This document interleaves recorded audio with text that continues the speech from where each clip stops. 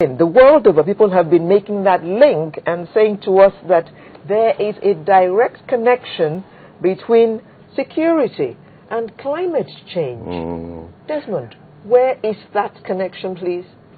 Well, it's very, very clear when you look deep into the various reactions of climate change. Joy Ogu, our permanent representative to the United Nations, she came in January to Nigeria and gave a lecture. The Nigerian Conservation Foundation on a yearly basis has what they call the SL lecture series. And she came and she gave this lecture on climate change and security. And it was a total eye-opener. She told us stuff that, you know, we're already pretty much aware of.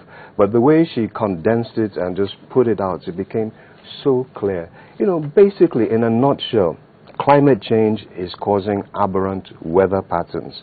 A lot of the desertification that we're having, a lot of the aridity, especially in the Lake Chad area, which, by the way, is the area where the state of emergency has been imposed. On those 3 states there, they're all bordering that area. There's a lot of aridity. And, you know, people, pastoralists, are losing the capability of being able to feed their flocks. They're losing the capability of even being able to have fresh water to drink, you know. And there's a saying, which I'm sure we're all familiar with, that, you know, a hungry man is an angry man, okay? And a lot of people in that region are going very, very hungry as a direct result of climate change. But not only are they going hungry, they're also going thirsty. And if a hungry man is an angry man, a thirsty man without water becomes a madman. And isn't this exactly what is going on? Isn't this just a perpetration of madness that we're seeing amongst these militants blowing themselves up, slaughtering men, women, and children? You're having hordes of people, environmental refugees, are now coming out of those areas because there's no food, there's no water, they have nothing, they've lost everything, and they are just easy prey. Just for a second, Please because do. as Please you're do. saying it, it sounds quite interesting and exciting to hear what you're saying. But at the end of the day, the quality of arsenal of weapons of destruction that have been displayed by those who are Boko Haram members and those who are causing mayhem and wreaking havoc around the country in the northern part of Nigeria. Yes.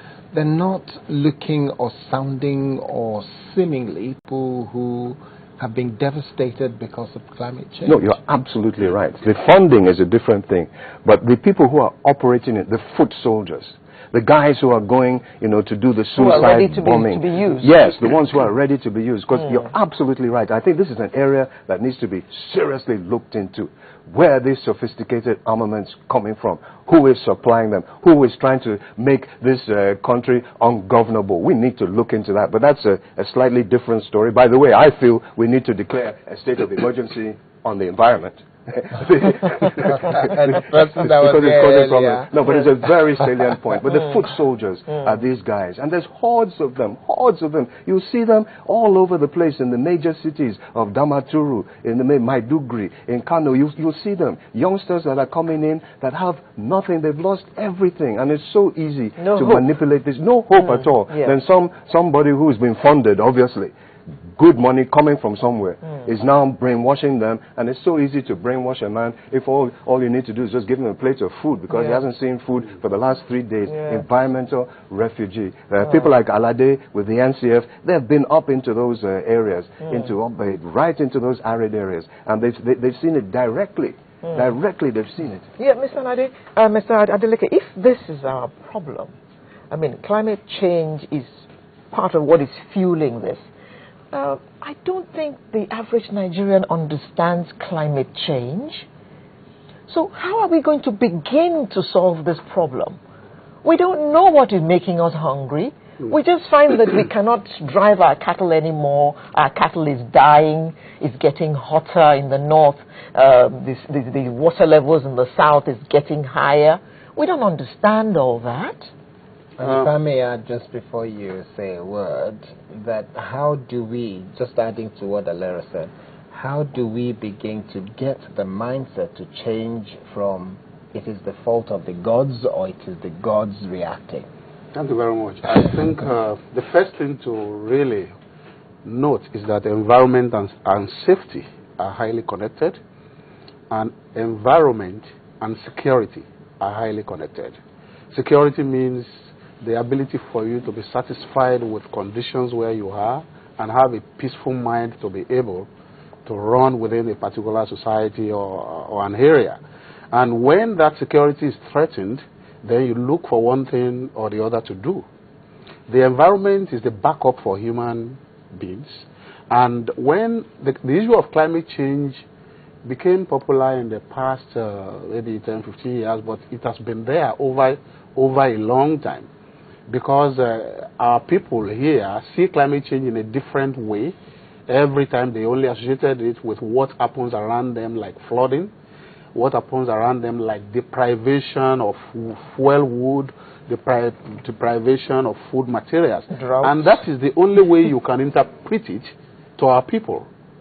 When places that are not drier, normally dry before, becomes drier over the years, and they cannot get their pastures to where they normally get them to, when there will be fight between fishermen and pastoralists on the same piece of land, which used to accommodate all of them together over a long time, when farmers are finding places to farm now, they have to go to wetlands because there is no more open arable land that is not too dry, then the scenarios that is emerging is beginning to tell you that something different is happening. Things are changing. Weather is no more like before. Farmers in those days, even farmers now proclaim that, okay, in May, in April, this is our farm time plan. That time plan is being changed because the weather system, the rain patterns, planting seasons and reaping seasons, harvesting are have just all changed. changing. And how does this connect with national security that we are talking about? How does this connect with the issue of Boko Haram? If you read where the WWF, for instance, we're a partner of World Wide Fund for Nature. World Wide Fund for Nature made a release about April about the problems they are having of insurgents in one of the forests in Congo. Let's take our own example in Nigeria. Insurgents or groups always utilize pockets of forest around the borders to plan. One of it is Sambisa Game Reserve, Sambisa Forest Reserve in Borno State. Soldiers are there now trying to combat them. If we have good forest management systems and we monitor what happens to our forests and we know what happens among them before any insurgent or group plans to use our own forest reserve to attack us, we would have been able to do it. We have another big resource around that area, the Lake Chad. It's like the Nile. You must have heard about the story of no Nile, no Egypt. Because Egypt takes the issue of security so serious that they are using it as a kind of political discussion with the government of Sudan, and even among the Arabs, they tie the life of Egypt to the Nile. The same way we should tie the survival of our people and the resources we are having in Lake Chad to the Chad and the water resources that is around that area and the forest that is around that area. When the environment creates opportunity for people to be critical in their thinking, they would take the turn of a dangerous trend. And that is what has happened, because young people can easily be coerced into doing things they would not normally do. They are hungry, they are hungry, and they can easily be, convinced to do what is wrong. Okay, if I may ask environmental evangelist, Maja Kudumi here, if I could ask you, Desmond, when I had a conversation some months ago with a friend who's a columnist who wrote a piece on Boko Haram and the fact that there is a link between the principle and the action. Now, the principle, or the religion and the action, rather.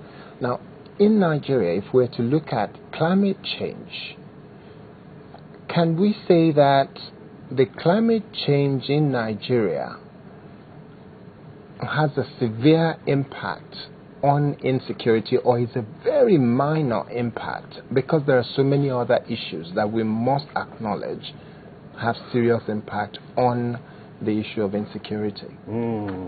That's a very deep, that's a multifaceted question. Okay, let me simplify just one thing. Yes. Let's look at it from the perspective of how seriously impactful is the climate change issue with regards to insecurity?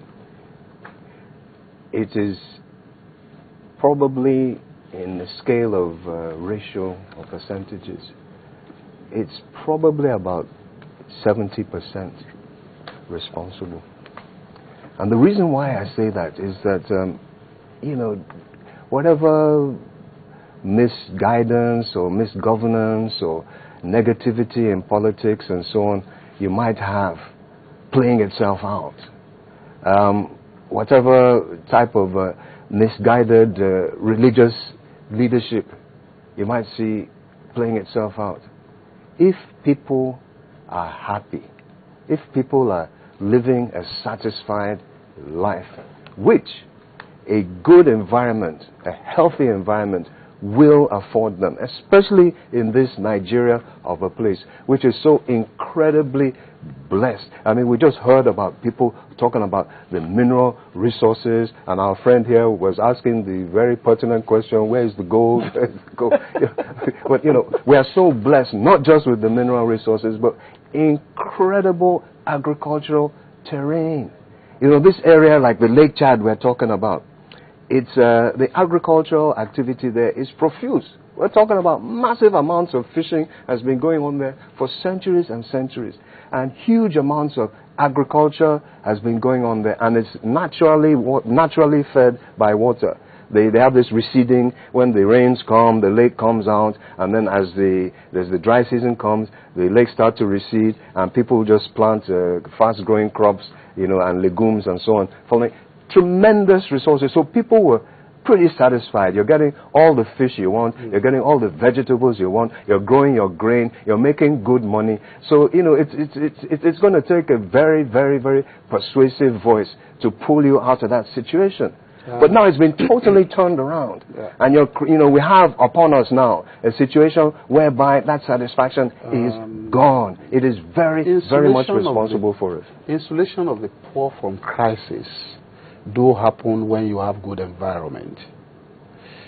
When you have environmental issues or degradation that is high and too difficult for people, for the poor to withstand, there is quick opportunity to grab violence as an alternative. Yes. And that is why you hear of minor cases of problems between locals, farmers with pastoralists. What they are fighting about are fundamental issues of natural resource use. Anywhere human beings are pushed